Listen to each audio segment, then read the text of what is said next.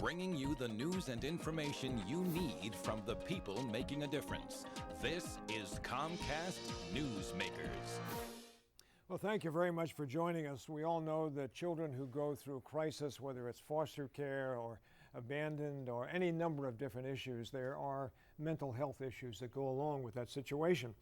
David Channer is with us right now. He is a clinical director. It's called A Better Way is their organization, and they are concerned about the mental health of children, as he pointed out, from 0 to 21. Nice to see you, David. Nice to be here. Thank you. When you get a child who's been in foster care and moved around to 2 or 3 or 4 or 5 different homes, what kind of effect does this have on a child?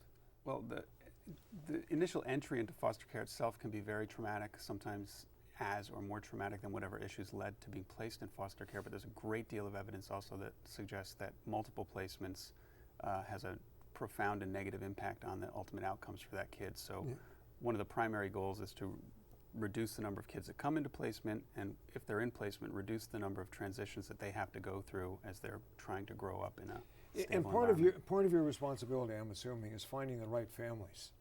Absolutely. You know, and that's as important as just placing them somewhere.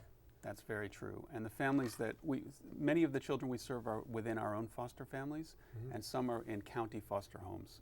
So the families that we're responsible for recruiting, we place a very high standard on families that will support that child through the attempts to reunify with their birth family, because that's the primary goal. Whenever it's possible, that's the best outcome you can go for. What percentage of times can you do that? I would imagine that'd be a fairly small amount of times. I'd say that countywide that might be hovering around 50% for San Francisco counties and Alameda counties where we're working. I believe that our agency is doing is slightly above that mark because we have the time to work with families on skills building and in a much more intensive way that doesn't have to make the quick decisions that someone at the county level has to make sure that the child. How successful are you in placing a young person, boy or girl, in with a family that already has children? Does that work? You know, it's really family by family, and the considerations that are made are around. It's absolutely possible for a family that's interested in adopting or fostering a child in the foster care system who has their own kids to step up and help out, and you can give us a call. We'd love it.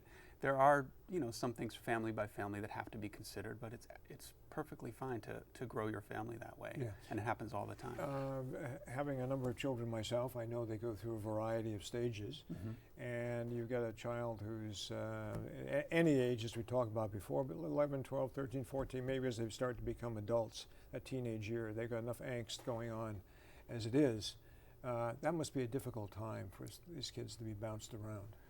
That's an incredibly difficult time, and often even if a child has entered someone's home, maybe been adopted out of the foster care system at an earlier age, when adolescence comes around and all these issues kind of bubble up, that's a time that things get harder again. And we're very fortunate at our agency, we provide pre and post-adoption support services. So if a child has been adopted at 4 and then at 14 they start to heat up and things get hard, then we can go back and help that family through that time and help stabilize that home and help that family understand why these issues are coming up and give them the skills they need to support that child at that moment. Do you get involved in the juvenile justice system?